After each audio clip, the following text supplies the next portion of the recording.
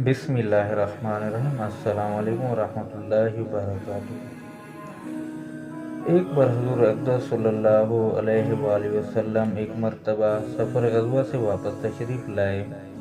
آپ نے مسجد میں جا کر 2 رکعت نماز پڑھی اور آپ کو یہ بات پسند تھی کہ سفر سے واپسی پر پہلے مسجد میں جائیں اور اسی میں 2 رکعت نماز پڑھیں، پھر حضرت فاطمہ رضی اللہ تعالی عنہ کے گھر جائیں اور اس کے بعد اپنے ازواج مطہرات کے گھروں میں جائیں۔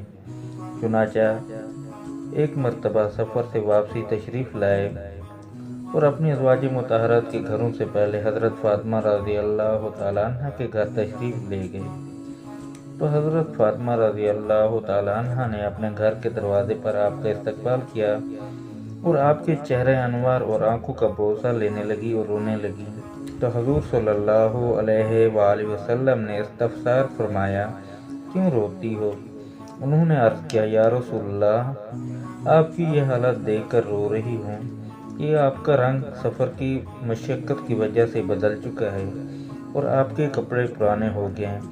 یہ سن کر آپ نے فرمایا، آئے فاطمہ مت رو، اللہ نے تمہارے باپ کو ایسا دین دے کر بھیجا ہے جس کو اللہ روئے زمین کے ہر پکے گھر میں اور ہر کچے گھر ضرور داخل کریں گے۔ جو اسلام میں داخل ہوں گے وہ عزت پائیں گے اور جو داخل نہیں ہوں گے وہ ذلیل ہوں گے، اور دنیا کے جتنے حصے میں رات پہنچتی ہے اتنے حصے میں یہ دین بھی پہنچے گا، یعنی ساری دنیا میں پہنچ کر رہے گا۔ حضرت عبداللہ بن مسعود رضی اللہ عنہ فرماتے ہیں کہ ایک مرتبہ حضور صلی اللہ علیہ وآلہ وسلم مسجد حرام میں تشریف فرما تھے اور ابو جہل بن ہشام، شیبہ بن ربیعہ، عتبہ بن ربی، عقبہ بن ابی معیط، امیہ بن خلف اور 2 اور آدمی کل 7 کافر حتیم میں بیٹھے ہوئے تھے اور حضور صلی اللہ علیہ وآلہ وسلم نماز پڑھ رہے تھے اور نماز میں لمبے لمبے سجدے کر رہے تھے۔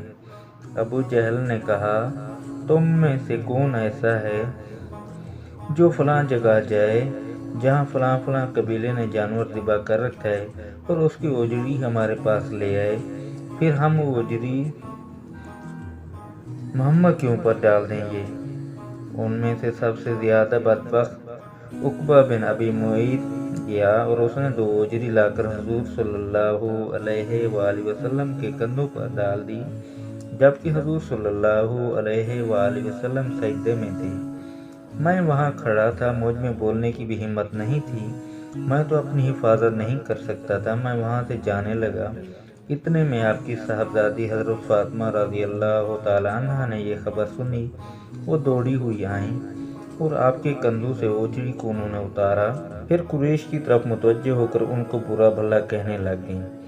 کافروں نے ان کو کچھ جواب نہ دیا۔ حضور صلی اللہ علیہ وآلہ وسلم نے اپنی عادت کے مطابق سجدہ پورا کر کے سر اٹھایا۔ جب آپ نماز سے فارغ ہوئے تو 3 مرتبہ یہ بد دعا کی، اے اللہ تو قریش کی پکڑ فرما، عقبہ، ابو جہل اور شیبہ کی پکڑ فرما۔ پھر آپ مسجد حرام سے باہر تشریف لے گئے۔ راستے میں آپ کو ابو النجرہ بغل میں کوڑا دبائے ہوئے ملا۔ اس نے حضور صلی اللہ علیہ وآلہ وسلم کا چہرہ پریشان دیکھ کر پوچھا، آپ کو کیا ہوا؟ آپ نے فرمایا، مجھے جانے دے۔ اس نے کہا، خدا جانتا ہے میں آپ کو اس وقت تک نہیں چھوڑوں گا جب تک آپ مجھے نہ بتا دیں کہ آپ کو کیا حادثہ پیش ہے، آپ کو ضرور کوئی بڑی تکلیف پہنچی ہے۔ جب آپ نے دیکھا یہ تو مجھے بتائے بغیر نہیں چھوڑے گا، تو آپ نے اس کو سارا واقعہ بتا دیا کہ ابو جہل کے کہنے پر آپ پر اوجڑی ڈالی گئی۔ اس نے کہا، وہ مسجد چلیں۔ حضور صلی اللہ علیہ وآلہ وسلم اس کے ساتھ چلے اور مسجد میں داخل ہوئے۔ پھر اس نے ابو جہل کی طرف متوجہ ہو کر بولا، اے ابو الحکم، کیا تمہارے کہنے کی وجہ سے محمد صلی اللہ علیہ وآلہ وسلم پر اوجڑی ڈالی گئی ہے؟ اس نے کہا، ہاں۔